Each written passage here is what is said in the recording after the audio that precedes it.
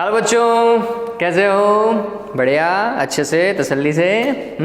चलिए, तो मैं हूं प्रशांत माहेश्वरी और आज fun with physics YouTube channel पे आज हम नया टॉपिक चालू करने वाले हैं। वो है डी ब्रॉगली की परिकल्पना, हाइपोथेसिस ऑफ डी ब्रॉगली या डी ब्रॉगली हाइपोथेसिस।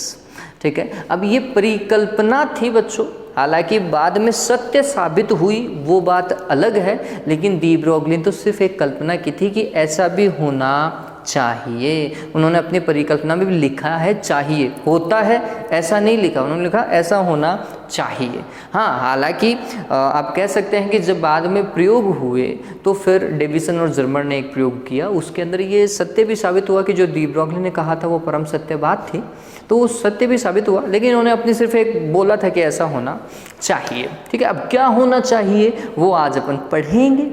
ठीक है, तो टॉपिक है हमारे पास में डी ब्रॉगली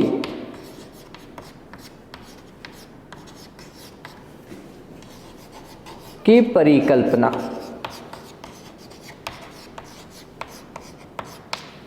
एवं द्रव्य तरंगों की तरंगदैर्घ्य, आप इसके साथ में ये और लिख लीजिएगा, एवं द्रव्य तरंगों की तरंगदैर्घ्य। अब इसे चाहे आप डी ब्रॉगली लिख लो, इसे डी ब्रॉगली लिख लो, अंग्रेजी में तो इसे डी ई से ही लिखा जाएगा, तो इंग्लिश में तो नाम एक ही है, हिंदी में फिर हम हमारे अकॉर्डिंग चेंज कर देते हैं। ये डिपेंड कि कौन से जगह से उनको उच्चारित किया गया है ना।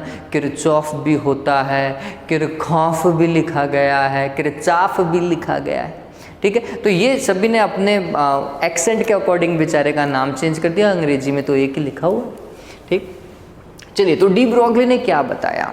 तो डी ब्रॉगली ऐसा बोलता है, उन्होंने बोला कि हमें ये पता है कि प्रकाश के पास में या फोटोन के पास में ड्वेल नेचर है। फोटोन कण है, तरंगों की भांति व्यवहार प्रदर्शित कर सकता है, करता है नहीं करता हमें पता है ही, है ना, कि जिस प्रकार प्रकाश जो है वह द्वैत प्रकृति प्रदर्शित करता है, मतलब प्रकाश तरंग है, कणीय प्रकृति भी प्रदर्शित करता है। उसी तरीके से कुछ कण ऐसे होने चाहिए, और कण के साथ में कंडीशन अप्लाइड कराई। क्या कंडीशन थी?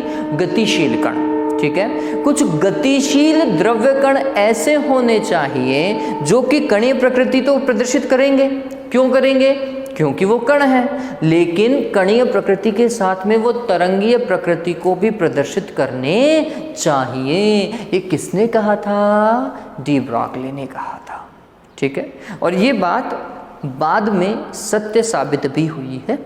ठीक है, इसलिए हम पढ़ रहे हैं। सत्य नहीं साबित होती तो शायद चांसेस कम थे कि हम इसे पढ़ते, लेकिन ये सत्य भी साबित हुई है। ठीक है, तो इन्होंने क्या बताया वो समझिए। डी ब्रॉगली ने बोला कि जिस तरीके से कोई भी प्रकाश जो है वो ड्वेल नेचर को प्रदर्शित करता है, द्वैत प्रकृति को प्रदर्शित करता है, अर्थात वह तरंगी प्रकृति के साथ कणीय प्रकृति को प्रदर्शित करता है, उसी प्रकार कुछ गतिशील द्रव्य कण कणीय प्रकृति के साथ साथ तरंगीय प्रकृति को भी क्या करने चाहिए? प्रदर्शित करने चाहिए। उनका तरंगीय व्यवहार भी देखा जाना चाहिए। ठीक, तो लिख लेते हैं।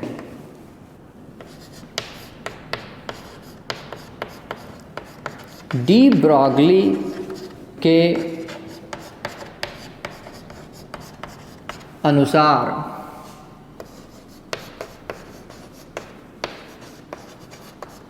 जिस प्रकार प्रकाश तरंगीय प्रकृति, प्रकाश के साथ में आप फोटोन लिख सकते हो, कोई दिक्कत नहीं है, प्रकृति के साथ साथ कणीय प्रकृति को भी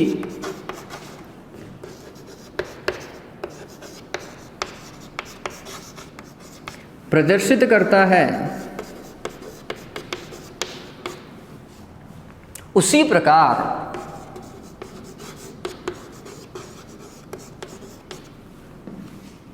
कुछ गतिशील द्रव्य कण ऐसे होने चाहिए जो कणीय प्रकृति के साथ साथ कौन सी प्रकृति को प्रदर्शित करें? तरंगीय प्रकृति को भी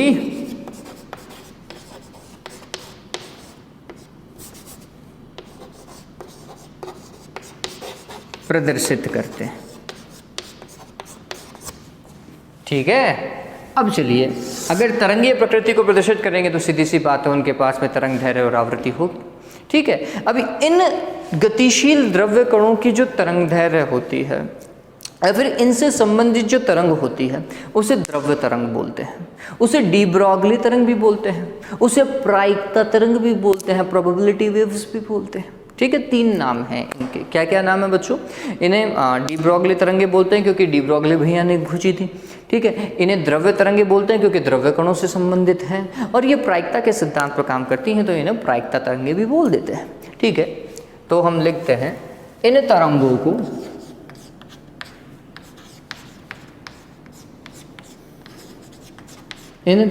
को डी ब्रॉगली तरंगे, द्रव्य तरंगे, अथवा और क्या बताया था मैंने आपको? प्रायिकता, प्रोबेबिलिटी वेव्स भी कहते हैं। ठीक है, और इनकी तरंग दैर्घ्य को क्या बोलेंगे? डी ब्रॉगली तरंग दैर्घ्य बोल सकते हो आप, इन्हें द्रव्य कणों की तरंग दैर्घ्य भी बोल सकते हैं ना, ऐसा हम इस चीज को बोल सकते हैं, ये ध्यान में रखिएगा। ठीक है, तथा इनसे संगत या इनके संगत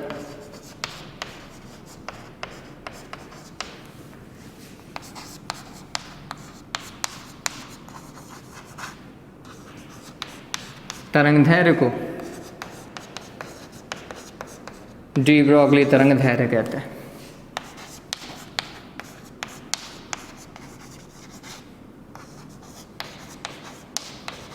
अब ये थोड़ा ध्यान में रखो, डी ब्रॉगली का था कुछ भी नहीं, मतलब 2 अलग अलग वैज्ञानिक, दोनों ने अपने क्षेत्र में बहुत बढ़िया काम किया और उनके कामों को उठाया और खुद में डाल दिया कि भैया इसने इसमें ये काम बताया था, इसने इसमें ये काम बताया था, और ये लो दोनों को मिक्स कर दो क्योंकि दोनों ने एक ही चीज़ के लिए काम किया था तो दोनों बराबर भी होने चाहिए, ऐसा कुछ काम किया।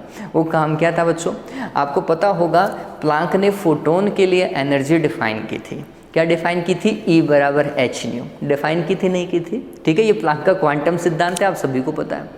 फिर वही फोटोन जब गतिशील अवस्था में होता है तो आइंस्टीन के अकॉर्डिंग अगर फोटोन का द्रव्यमान स्मॉल m हो तो उस फोटोन की एनर्जी कितनी होनी चाहिए? आइंस्टीन के द्रव्यमान ऊर्जा समीकरण से निकालते हैं, E बराबर mc²। है तो दोनों ही फोटोन की ऊर्जा, एक फोटोन की ऊर्जा E बराबर mc², उसी फोटोन की ऊर्जा E बराबर h न्यू। एक काम किया आइंस्टीन ने, एक काम किया किसने? प्लांक ने। उसने बोला कि जब दोनों फोटोन के लिए काम करे तो ये दोनों तो बराबर होनी चाहिए। ठीक है, तो उस भैया ने क्या किया? दोनों को बराबर ला करके पुट कर दिया। किसने? डी ब्रॉगली ने। ठीक है, ये बात ध्यान में रखो। और उसने खुद के परिकल्पना बना दी कि ऐसा होना चाहिए था, और वो सत्य साबित भी हो गया। ठीक है, और वो सत्य था तभी तो हमारा प्रकाश विद्युत प्रभाव सत्य साबित हुआ। अगर ये गलत हो जाता या आइंस्टीन की थ्योरी गलत हो जाती तो प्रकाश विद्युत प्रभाव भी कहाँ संभव हो पाता, कहाँ समझा पाते हम अच्छे से। ठीक है, तो सत्य साबित होना ही था इसका ये काम तो। ठीक है, अब देखिए तो क्या क्या काम किया तो समझिए। तो हम बोलते हैं अब यहाँ से हम क्या करने वाले हैं? डी ब्रॉगली तरंग दैर्घ्य को ज्ञात करने वाले हैं, लैम्डा की वैल्यू कैलकुलेट करने वाले हैं। वो समझिए बच्चों, बहुत अच्छी चीज़ है। चलो एक बार के लिए इसको उतारो, फिर उसके बाद में पूरा न्यूमेरिकल पार्ट अपन डिस्कस करेंगे। जल्दी से इस चीज़ को उतारें, मेक इट फास्ट। ओ कैमरा हिल गया।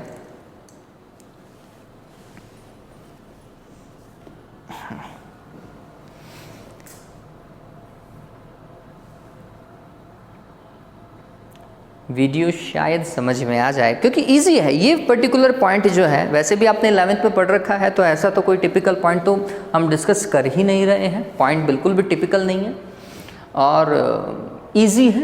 11th में डिस्कस कर चुके हो, केमिस्ट्री के अंदर आपने पढ़ा है और इजी था। ठीक है, चलिए तो काम करना चालू करते हैं बच्चों। भैया डी ब्रॉगली ने क्या क्या काम कर लिया देखिए।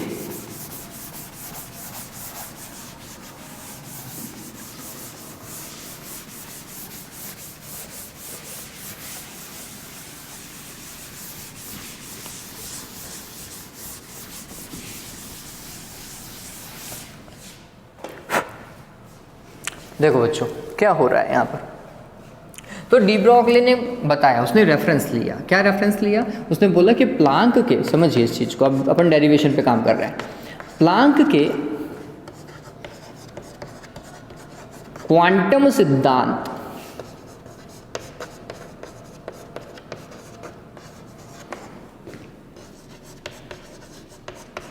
के आधार पर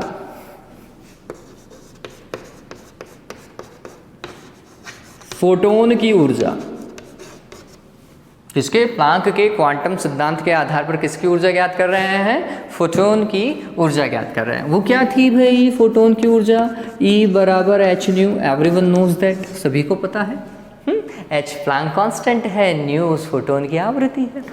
तो ये क्वांटम सिद्धांत के अकॉर्डिंग।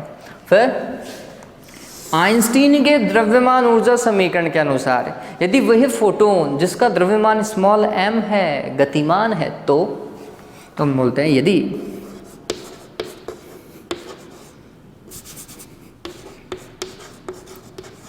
गतिशील फोटोन, अरे ये सभी को पता है रे, फोटोन का द्रव्यमान कितना माना जाए? द्रव्यमान स्मॉल m हो तो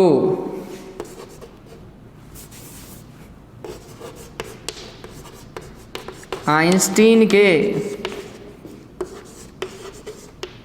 कौन सा द्रव्यमान ऊर्जा समीकरण, द्रव्यमान ऊर्जा समीकरण से, हाँ भाई, क्या भाई उस फोटोन की एनर्जी क्या होनी चाहिए? mc², समीकरण नंबर 2। ठीक है, ये भी फोटोन के लिए काम कर रहा है, ये भी फोटोन के लिए काम कर रहा है, तो ये दोनों तो बराबर होनी चाहिए सममितता के सिद्धांत के आधार पर। ठीक है, अतः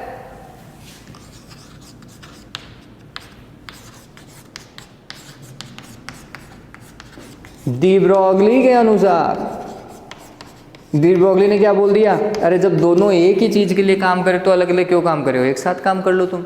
ठीक है, उन्होंने ऐसा बोल दिया भाई। तो उन्होंने बोला कि ये जो mc² है वो किसके बराबर होना चाहिए? h न्यू के बराबर होना चाहिए।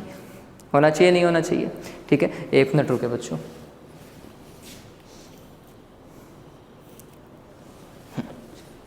तो ये उसके बराबर होना चाहिए। फिर इसे कुछ ऐसा लिख सकता हूँ h, अब देखिए आवृत्ति है c/λ लिखा जा सकता है। एक c से एक c क्या हो जाएगा? कैंसिल। तो आपको पता चलेगा m × c = h/λ। ठीक है, अब ये देखिए, ये फोटोन का द्रव्यमान, ये फोटोन का वेग, द्रव्यमान गुणा वेग क्या होता है बच्चों? संवेग होता है, एक नई क्वांटिटी हमें पता है। ठीक है, तो हम बोलते हैं वास्तविकता के अंदर फोटोन का संवेग क्या होगा? फोटोन का संवेग दैट इज p, और वो क्या होगा? m × c होना चाहिए। आते हैं क्या होना चाहिए बच्चों? इसकी जगह मैं संवेग लिख दूं, फोटोन का संवेग p = क्या होगा? h/λ। What is lambda? Lambda तरंग दैर्ध्य, यही तो है, तो हमें वही निकालनी है। अतः डी ब्रॉगली तरंग दैर्ध्य क्या हो जाएगी? h/p, ध्यान में रखिएगा, यही डी ब्रॉगली तरंग दैर्ध्य।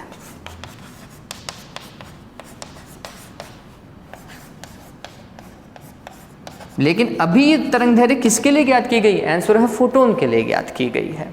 अब हम किसके लिए बात करेंगे? हम द्रव्य कणों के लिए बात करेंगे। ठीक है, तो एक बार के लिए इस चीज को उतारे फिर डिस्कस करते हैं। उतारो जल्दी से।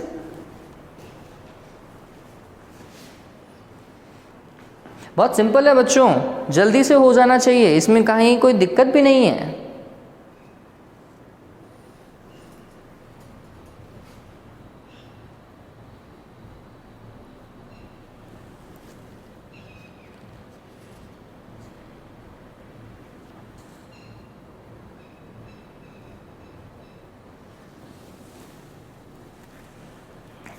हो गया? अरे सिंपल से 2-3 लाइनें लिखनी थी, उसमें भी टाइम लगाओगे क्या?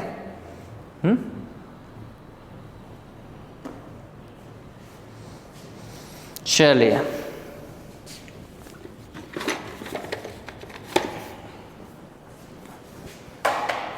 उतार लिया ये? ऑलराइट, अब देखें इसके आगे हम इसे कैसे काम करेंगे।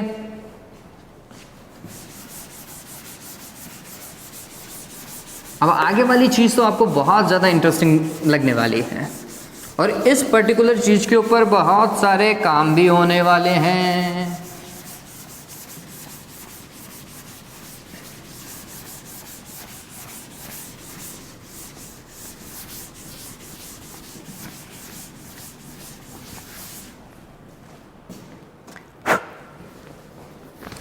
देखिए,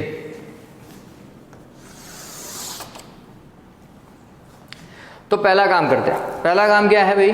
तो हमें ये पता चला कि जो लैम्डा है वो h डिवाइडेड बाय क्या आ रहा है? p आ रहा है। h प्लैंक कांस्टेंट है, नियत है, और संवेग क्या है? p है, वो फोटोन के लिए। अब फोटोन के लिए तो हमें पता होता है कि द्रव्यमान m मान लो और उसका वेग जो है वो c है। लेकिन जो द्रव्य गतिशील कण है बच्चों, है ना, उस कण का वेग थोड़ा सा क्या होगा? कम होगा। तो उसे फिर हम c नहीं मान सकते, उसे क्या मान सकते हैं? हम वेग v मानेंगे। ठीक है, तो हमने इस चीज़ को ऐसा समझा, हमने बोला यदि, मतलब हमने क्या, डी ब्रोगली भैया ने बताया, यदि गतिशील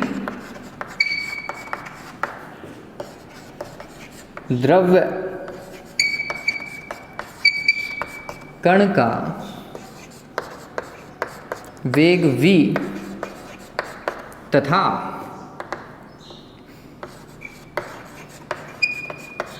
द्रव्यमान स्मॉल m हो तो क्या होगा भाई? Lambda is equal to h upon p तो सिद्ध हो चुका है, लेकिन इस बार ये जो p है वो m इंटू सी नहीं लिखा जाएगा, वो क्या लिखा जाएगा? m into v. किसके लिए? गतिशील द्रव्य कण के लिए। ठीक है, तो यहाँ से आप ये थोड़ा सा अपने दिमाग में लॉजिक सेट कर लीजिए कि ये जो तरंगदैर्घ्य है वो व्युत्क्रमानुपाती है संवेग के। डन।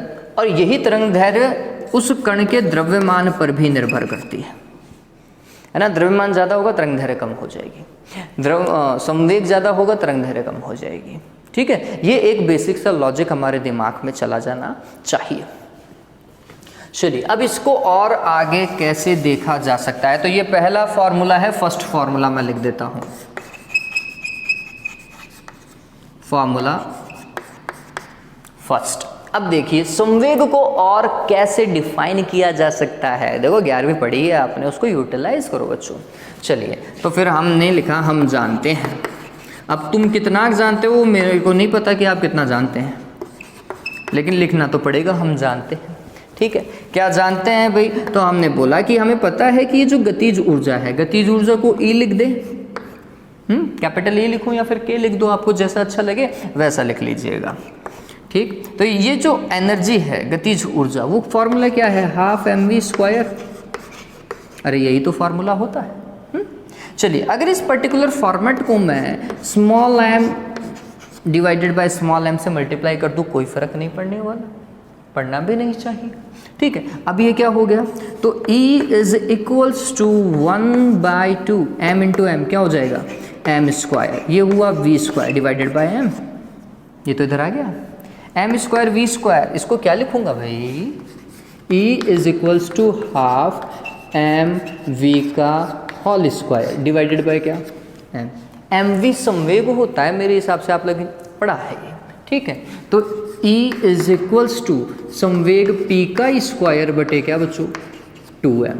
चलो, संवेग p² इज इक्वल्स टू क्या? 2me। कुछ किताबों में इसे 2mk भी लिखा हुआ होगा, ध्यान में रखिए। चाहे k लिखो वो भी गतिज ऊर्जा है, a लिखो वो भी गतिज ऊर्जा ही है, ये ध्यान में रखना है हमें।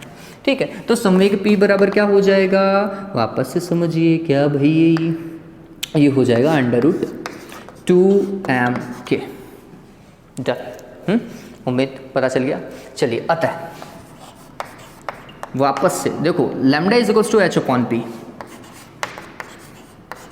और p का अगला जो मान हमने निकाला वो क्या था? 2m, सॉरी k नहीं, e लिख देता हूँ, e 2me।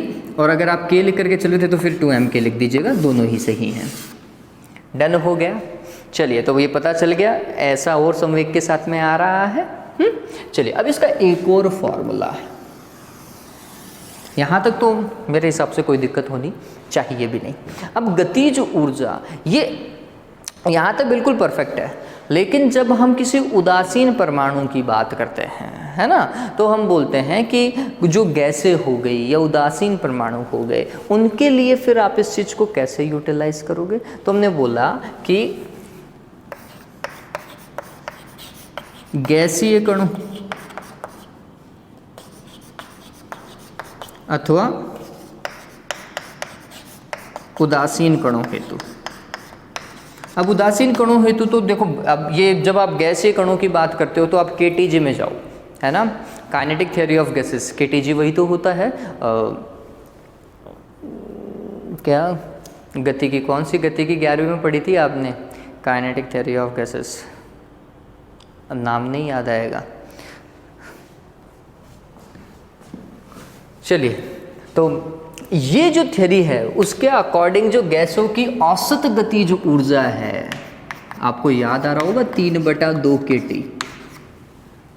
आ रहा है, नहीं याद आ रहा है, ये ऐसा लिखा था औसत गतिज ऊर्जा, है ना, half rho v square RMS, ठीक है, बराबर में कुछ ऐसा लिख रहे थे, ठीक है। तो ये ध्यान में रखिए कि औसत गतिज ऊर्जा कितनी होती है, √3/2 kT होती है, जहाँ के क्या है, बोल्ट्जमान नियतांक, जहाँ के क्या है, इसे फॉर्मूला 2 लिख लीजिएगा, F2, है ना, ये क्या है, बोल्ट्जमान नियतांक है, बोल्ट्जमान नियतांक।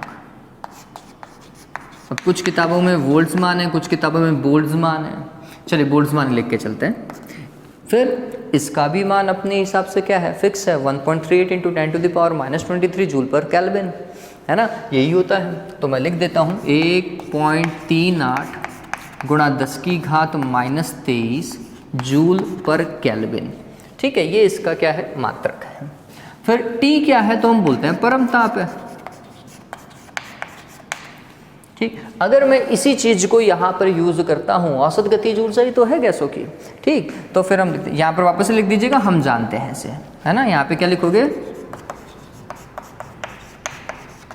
हम जानते हैं, ठीक है। तो फिर लैम्डा बराबर क्या हो जाएगा, यूज़ करो h/2m, फिर E की जगह क्या लिखूँ, 3/2 kT, ठीक है, कैंसिल, क्या आएगा, h/√3 को आगे लिख दो, स्मॉल m, k और t, ये ठीक है ना, ये ठीक है, ऐसा, डन। चलिए, तो ये ध्यान में रखें, ये किसके लिए, उदासीन परमाणुओं के लिए लिख सकते हैं या गैसीय अवस्था के लिए लिख सकते हैं। इसका मान 2m kT भी होता है, इसका मान 2m, जैसे न्यूट्रॉन के लिए जब मैं निकालने की कोशिश करूं, ठीक है, तो फिर मैं इसको क्या लिखूंगा, 2m kT लिखूंगा न्यूट्रॉन के लिए, है ना, तापीय साम्य अवस्था में इसे 2m kT लिखेंगे। क्यों लिखेंगे 2m kT, क्योंकि उस केस के अंदर तापीय अवस्था के अंदर, तापीय साम्य अवस्था के अंदर न्यूट्रॉन की जो औसत गतिज ऊर्जा होती है वो सिर्फ और सिर्फ kT के बराबर होती है, 3/2 नहीं, kT के बराबर होती है। तो फिर उस केस में अगर ये kT के बराबर है तो फिर मैं यहाँ पे 3/2 तो लिखूंगा ही नहीं, सिर्फ kT लिखूंगा, तो फिर वो क्या आएगा, 2 से 2 तो फिर कटना ही नहीं है, तो फिर क्या आएगा, 2m kT आएगा, 3m kT नहीं आएगा, ठीक है, ये ध्यान में रखिएगा। लेकिन गैसों के लिए आपको ध्यान में रखना है, लैम्डा इज इक्वल्स टू क्या होगा, h/√3m kT, ठीक है। अब थोड़ा समझते हैं, तो मैंने बोला कि हर केस में लैम्डा जो है वो h/p के साथ में आ ही रहा है, आएगा, P हमेशा सभी के साथ में चल रहा है बच्चों, ठीक। और हर एक फॉर्मूले में अगर आप देखोगे तो द्रव्यमान का अड़ंगा सबके साथ में, हर बार द्रव्यमान का अड़ंगा है ना, जितने भी फॉर्मूला आप देखो, ठीक है। तो तरंग दैर्घ्य के फॉर्मेट के लिए हमें ये पता चलना चाहिए कि हर बार द्रव्यमान नीचे आ रहा है, ठीक है, द्रव्यमान के व्युत्क्रमानुपाती तो चलना ही चलना है वो, ठीक है, और क्या चलना है, वो संवेग के भी क्या चल रहा है, व्युत्क्रमानुपाती चल रहा है, ये बात ध्यान में रख लीजिएगा, इतना हमें दिमाग में रखना है।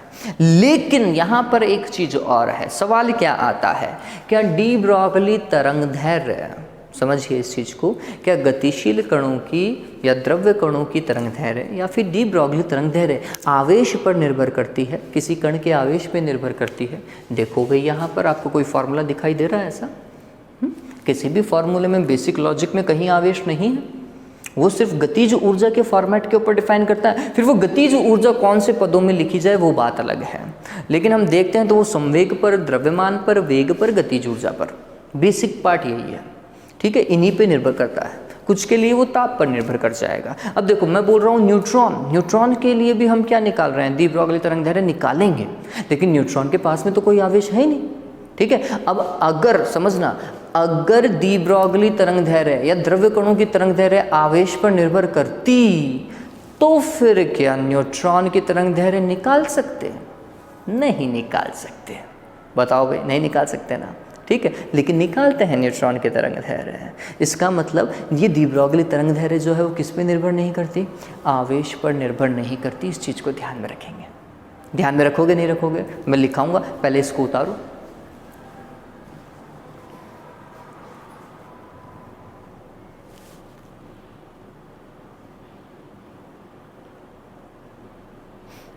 चीज़ें बहुत सिंपल है बच्चों, हमें इन्हें कॉम्प्लिकेटेड नहीं करना है, ये ध्यान में रखें। आप कॉम्प्लिकेट करोगे आपके लिए ही दिक्कत है। जो सिंपल है उसे सिंपल वे में याद रखो ना।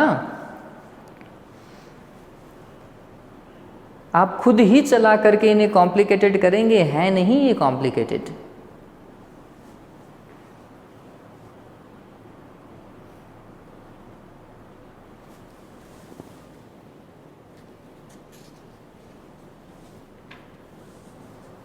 उतार लिया बच्चों? ओके, तो इतना डन हुआ ना। चलिए अब आगे चलते हैं। ये हो चुका। अब जैसे ही हमारे पास में ये आ जाए, इतना जब हम काम कर लेते हैं, ठीक है, तब हम कंडीशन अप्लाइड करते हैं कि हमें इलेक्ट्रॉन की, प्रोटॉन की, न्यूट्रॉन की, अल्फा पार्टिकल की, इनकी क्या निकालनी है, गतिज ऊर्जा निकालनी है, ठीक है। सॉरी, इनकी गतिज ऊर्जा नहीं, इनकी दी ब्रोगली तरंगदैर्घ्य ज्ञात करनी है। अगर इनकी दी ब्रोगली तरंगदैर्घ्य निकालनी है तो फिर इनकी गतिज ऊर्जा का पद भी देखना पड़ेगा कि कैसे लिखा जाना चाहिए। चलो वो देखते हैं। ऑल राइट,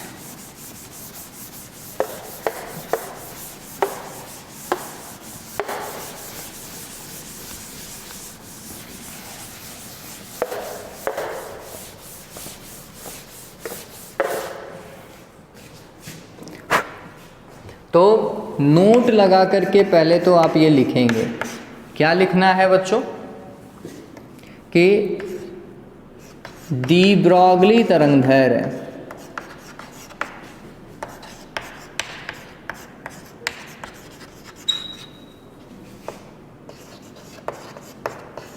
कण के आवेश पर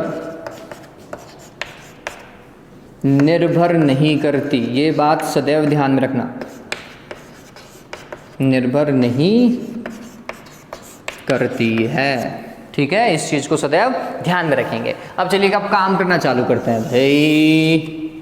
क्या काम करेंगे, देखो अब यहां पर मैं वापस से लिखता हूं, हमें पता है भाई, क्या पता है, आप सभी को पता है, गतिज ऊर्जा, यदि किसी कण के पास में आवेश हो और उस कण को त्वरित किया जा रहा हो किसी विभवांतर से, तो फिर उस कण की गतिज ऊर्जा कैसे लिखेंगे, क्या है, हमें पता है कि यदि किसी q आवेश के कण को कैपिटल V विभवांतर से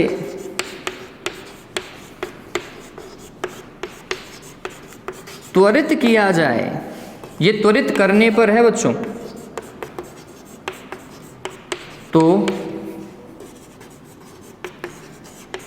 उस कण की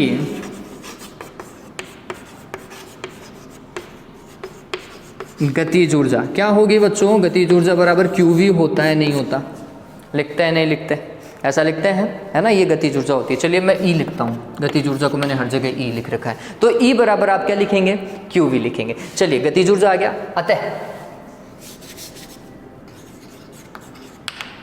अतः क्या होगा भाई, तो हम बोलते हैं तरंगदैर्घ्य का एक फॉर्मेट जो हमारे पास में फिक्स है वो कुछ ऐसा ही है, 2m × E या 2m के अंडर रूट में फिक्स है। ऐसी से ही तो हमने, इसी फॉर्मेट से तो हमने ये निकाला था, यही तो फॉर्मेट था मेन, ठीक। और ई का मान क्या लिख सकता हूँ उन आवेशित कणों के लिए, h डिवाइडेड बाय √2m, तो ऐसा का ऐसा, और q इंटू वी।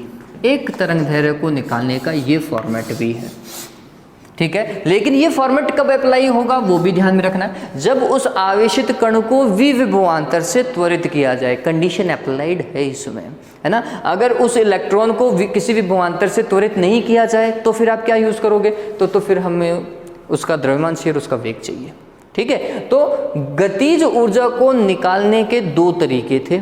अगर उसे सामान्य वेग से फेंका जा रहा होता या फिर आगे भेजा जा रहा होता तो फिर हाफ mv², सिंपल था। फिर ऐसे केस में जब हम वेग नहीं निकाल पा रहे हैं तो हम बोल रहे हैं कि उसे अगर त्वरित किया गया हो तो फिर आप इससे भी गतिज ऊर्जा निकाल सकते हैं। ये आपके पास में गतिज ऊर्जा निकालने का एक तरीका था, हमेशा ही काम करे कोई जरूरी नहीं है, ठीक है। ये तभी काम करेगा जब इलेक्ट्रॉन को क्या किया जाएगा, विभवांतर से त्वरित किया जाएगा। अगर इलेक्ट्रॉन को विभवांतर लगा के त्वरित नहीं कर रहे हैं तो फिर इस फॉर्मूले का भी कोई अस्तित्व नहीं है, या प्रोटॉन को त्वरित नहीं कर रहे हैं तो इस फॉर्मूले का भी कोई अस्तित्व नहीं है। ये बात ध्यान में रखना। तो ये फॉर्मूला तो तभी अप्लाई होगा जब उस आवेशित कण को आप किसी विभवांतर से त्वरित कर रहे हो, ठीक है। ऑलराइट, अब चलिए, जब ये फॉर्मूला हमारे पास में आ गया तो हम विभिन्न कणों की क्या निकालने की कोशिश करेंगे, तरंग दैर्ध्य, ताकि क्वेश्चन जल्दी से सोल्व हो सके, ठीक है। तो इस चीज को जल्दी से उतारो, मैं इसे मिटा रहा हूं।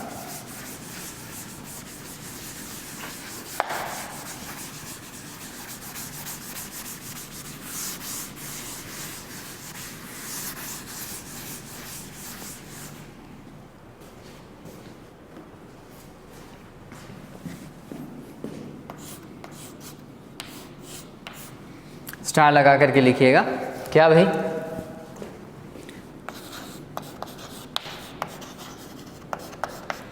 इलेक्ट्रॉन की तरंग दैर्ध्य या डी ब्रॉगली तरंग दैर्ध्य लिख लीजिएगा आप, ठीक है। इलेक्ट्रॉन की डी ब्रॉगली तरंग दैर्ध्य। चलिए, इलेक्ट्रॉन के लिए ये काम कैसे किया जाएगा वो समझिए। तो हम बोलते हैं इलेक्ट्रॉन के लिए ये फॉर्मूला यूज़ करूँगा। इलेक्ट्रॉन के लिए अगर ये फॉर्मूला यूज़ करना है तो हमें पता होना चाहिए कि h का मान कितना होगा। तो हमने बोला h का मान जो है वो 6.62 गुणा 10 की घात -34 जूल सेकंड होता है, हमें पता है, बहुत सिंपल था, ठीक है। फिर और क्या था भाई, द्रव्यमान, इलेक्ट्रॉन का द्रव्यमान me लिखा जाएगा। इलेक्ट्रॉन का द्रव्यमान कितना होता है बताओ जल्दी से, चलो मैं लिख देता, 9.1 गुणा 10 की घात -31 किलोग्राम, ये इलेक्ट्रॉन का द्रव्यमान है। इलेक्ट्रॉन का आवेश अभी तक आप सभी को पता होना चाहिए, 1.602, 1.6 लिख रहा हूँ, गुणा 10 की घात -19 कूलाम। मात्रक मत भूलिएगा, ठीक है। ये कर रहे हैं तो मात्रक लगाएं। अगर गलती से आपको मान पता है लेकिन मात्रक भूल गए हो तो फिर पूरा करने की कोई आवश्यकता नहीं है, ये पूरा मत करना क्योंकि वो फिर काट लेगा नंबर। चलिए, जब ये मान मैं रखता हूँ तो फिर इलेक्ट्रॉन की तरंग दैर्ध्य को मैं कुछ ऐसा लिखने की कोशिश करूँगा, √2 इलेक्ट्रॉन का द्रव्यमान, इलेक्ट्रॉन का आवेश, और जिस विभवांतर से इलेक्ट्रॉन को त्वरित किया गया है वो विभवांतर, ये कैपिटल V है भाई। वेग मत समझ लेना, कुछ बच्चे इसे वेग समझ लेंगे, नहीं देवताओं वेग नहीं है। चलिए, मान रखने पर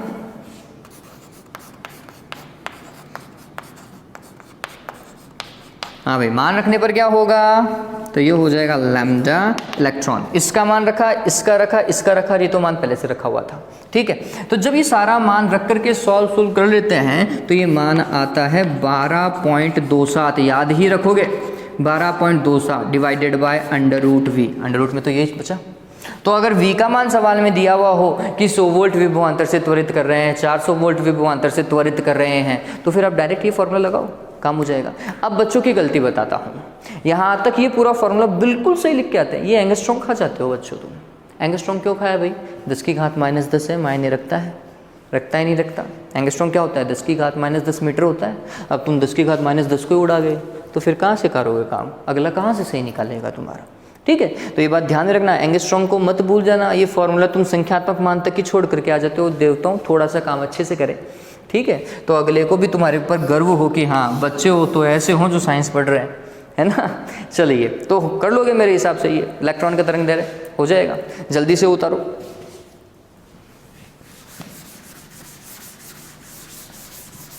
इलेक्ट्रॉन की तरंग दैर्घ्य ज्ञात करने के बाद में हम प्रोटॉन की तरंग दैर्घ्य की ओर मूव करते हैं कि प्रोटॉन की डी ब्रोगली तरंग दैर्घ्य क्या होगी।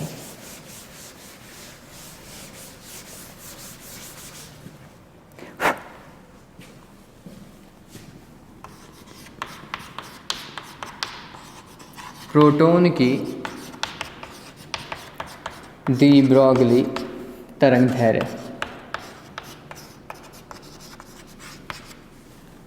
प्रोटॉन की डी ब्रोगली तरंग दैर्घ्य उतार लिया वो। चलिए देखो अब कैसे काम करेंगे। प्रोटॉन की डी ब्रोगली तरंग दैर्घ्य के लिए फॉर्मूला फिक्स है हमारे पास में, यही है अभी तो, क्योंकि आवेशित कण था, वे विभवांतर से त्वरित कर रहे थे, तो हमने बोला प्रोटॉन के लिए h का मान तो कोई भी वैसे भी चेंज नहीं कर सकता। h क्या है भाई, 6.62 गुणा 10 की घात -34 जूल सेकेंड। ठीक है, फिर प्रोटॉन का द्रव्यमान पता होना चाहिए। प्रोटॉन का द्रव्यमान इलेक्ट्रॉन से बहुत ज़्यादा होता है, प्रोटॉन एक भारी कण है, तो प्रोटॉन का द्रव्यमान हम लिखेंगे 1.67 गुणा 10 की घात -27 किलोग्राम। सभी को पता है, कोई दिक्कत नहीं होनी चाहिए। पर प्रोटॉन के ऊपर आवेश जो है वो इलेक्ट्रॉन के ऊपर आवेश के तुल्य ही होता है, बस धनात्मक होता है, 10 की घात -19 कूलाम। ये अपन ने मान रख दिया। ठीक है, ये मान जब इस फॉर्मेट में रखते हैं तो ये फॉर्मूला प्रोटॉन के लिए तो कुछ ऐसा बनेगा, h डिवाइडेड बाय √2 प्रोटॉन का द्रव्यमान, प्रोटॉन का आवेश और विभवांतर। ठीक है, चलिए ये जब हम मान रखते हैं तो एक पूरा कैलकुलेशन करना पड़ेगा, और उस कैलकुलेशन करने के बाद में जो आंसर आता है that answer is 0.286 angstrom divided by नीचे क्या बचेगा, √v। √v क्या है बच्चों, वेग है या विभवांतर है, विभवांतर है। क्या है बच्चों, विभवांतर। इस देवता को प्लीज लिख लीजिएगा कि v बराबर विभवांतर है यहाँ पर। ठीक है, ये विभवांतर कर लीजिएगा, वेग मत कर दीजिएगा, होशियार बन जाते हो तुम बहुत बार। चलिए हो गया, डन हुआ, ओके।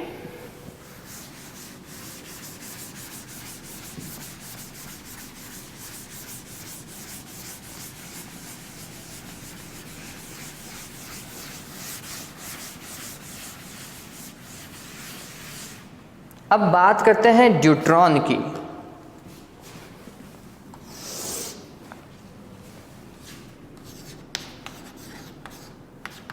ड्यूटेरॉन या ड्यूट्रॉन की तरंग दैर्घ्य, डी ब्रोगली तरंग दैर्घ्य।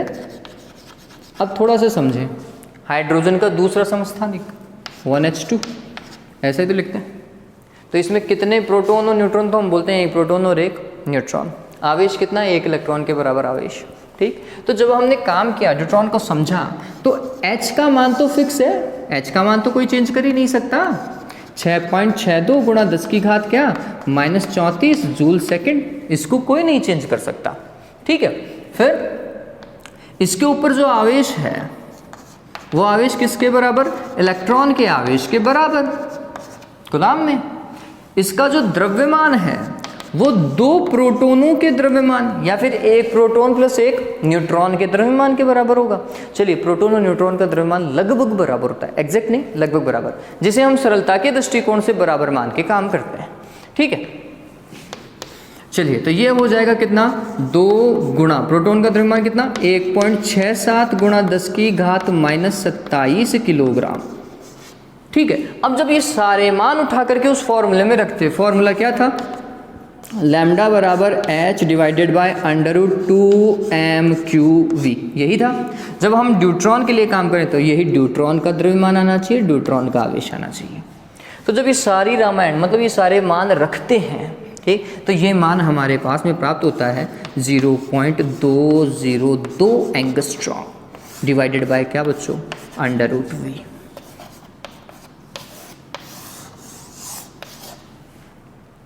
ठीक है, तो उतारे इस चीज को, इसके साथ में एक और करवा दूं क्या,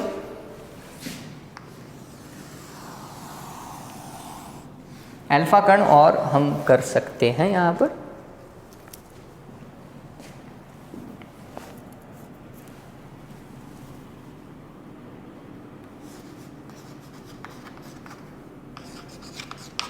अल्फा कण की तरंग दैर्घ्य,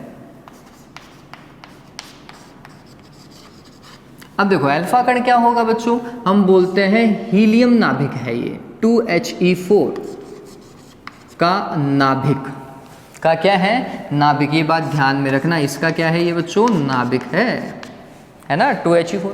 अब अगर ऐसा है तो समझिए H का मान तो फिक्स है, अल्फा कण का आवेश ऑफ अल्फा कण है ना, क्या होगा भाई, 2 इलेक्ट्रॉनों के बराबर या 2 प्रोटोनों के बराबर। तो हमने लिखा 2 गुणा आवेश कितना, इलेक्ट्रॉन का तो इतना ही होता है, अरे होता है नहीं होता है। फिर द्रव्यमान देखो, द्रव्यमान कितना है अल्फा कण का, 4 प्रोटोनों के बराबर, 4 गुणा 1.67 गुणा 10 की घात -27 किलोग्राम। ठीक है, दिखाई दे रहा होगा आपको, ये हो गया ये हो गया। तो फिर अल्फा कण के लिए तरंग दैर्घ्य क्या होगी, तो हम बोलते हैं ये होगी H डिवाइडेड बाय √2mQV, जहाँ ये द्रव्यमान भी अल्फा कण का और आवेश भी अल्फा कण का। और जब ये मान रख देते हैं तो फिर ये मान आता है अल्फा कण के लिए 0.101 एंगस्ट्रॉम डिवाइडेड बाय क्या बच्चों, √V। ध्यान में रखें। अब उतार लो इस चीज़ को जल्दी से, मेक इट फास्ट, ताकि अब न्यूट्रॉन का एंड वाला कर सकें।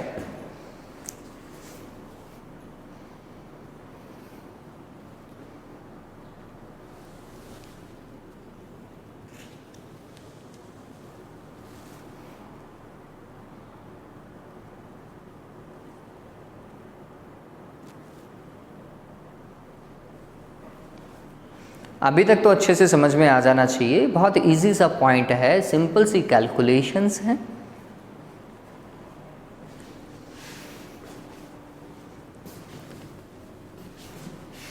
ये प्रोटॉन वाला कर लिया होगा आप लोगों ने,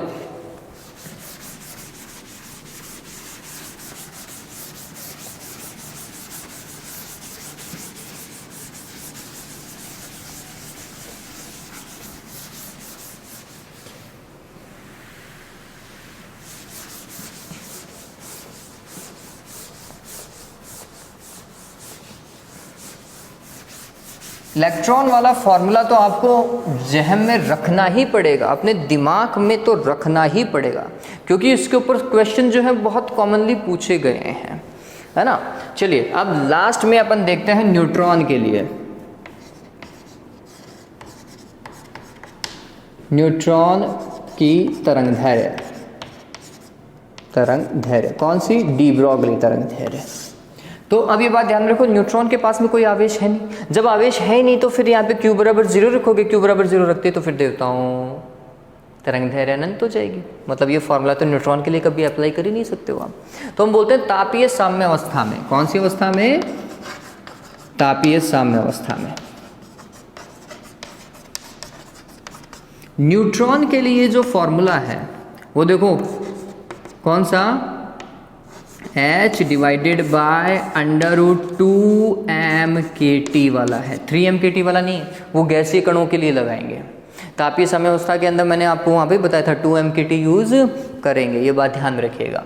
T परमताप है, K बोल्ट्जमान नियतांक है, M द्रव्यमान होगा। तो हम बोलते हैं कि न्यूट्रॉन के लिए ये न्यूट्रॉन, ये भी न्यूट्रॉन का, खैर के तो निर्भर करता ही नहीं है। तो न्यूट्रॉन का जो द्रव्यमान है बच्चों, वो द्रव्यमान कितना, 1.67 गुणा 10 की घात -27 किलोग्राम, यही है। यही प्रोटॉन का भी हम लिख लेते हैं। और बोल्ट्जमान नियतांक मैंने आपको बताया था 1.38 गुणा 10 की घात -23 जूल पर केल्विन।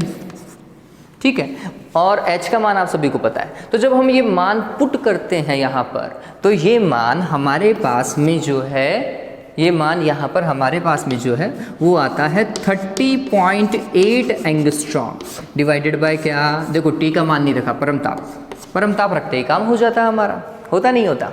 ठीक है, चलिए तो ये आ गया न्यूट्रॉन का तरंग दैर्घ्य न्यूट्रॉन के लिए। ठीक है, और गैसीय कणों के लिए क्या,